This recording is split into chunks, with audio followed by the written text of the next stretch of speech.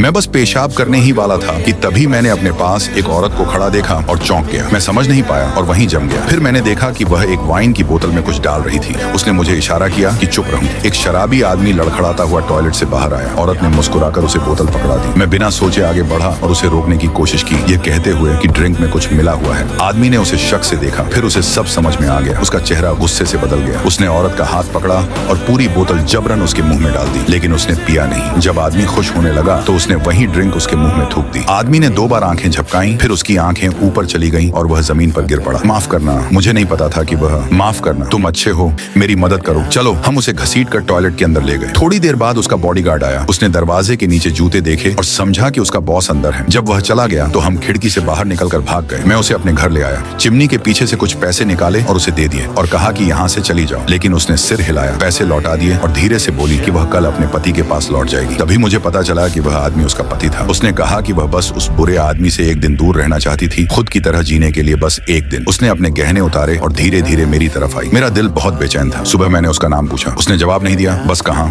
Drink में कुछ मिला है। और मैं कुछ समझ पाता उससे पहले ही सब अंधेरा हो गया। जब मैं उठा तो कमरा खाली था, लेकिन मुझे पता था कि वह यहाँ थी। मैं समझ गया मुझे उसे ढूंढना होगा। कुछ दिन बाद मैंने यह बात अपने दोस्त को बताई, लेकिन उसने भरोसा नहीं किया। उसने कहा कि कोई औरत अपने पति को ड्रग नहीं देगी सिर्फ किसी अजनबी के साथ रात बिताने के लिए। लेकिन किस्मत अजीब होती है। मैंने उसे फिर देखा, उसी आदमी के साथ उसी रेस्टोरेंट में। मैं उसके पास गया और कहा मेरे साथ चलो। उसने ठंडे अंदाज में कहा कि वह मुझे नहीं जानती। उसका पति मुस्कुराया। उसे लगा मैं कोई और दीवाना हूँ। मैंने वह अंगूठी निकाली जो उसने छोड़ दी थी। उसका चेहरा बदल गया। वह सब समझ गया। उसने गिलास उठाया और मुझे पीने को कहा। तभी औरत ने अंगूठी उसके गिलास में डाल दी। उसने ध्यान नहीं दिया और एक ही घूंट में पी गया। अगले ही पल उसे खांसी आने लगी और वह औरत मेरी तरफ भागी। और तब मुझे समझ आया उसने उस आदमी को छोड़ने का फैसला कर लिया था और अपनी जिंदगी खुद की तरह जीना चाहती थी।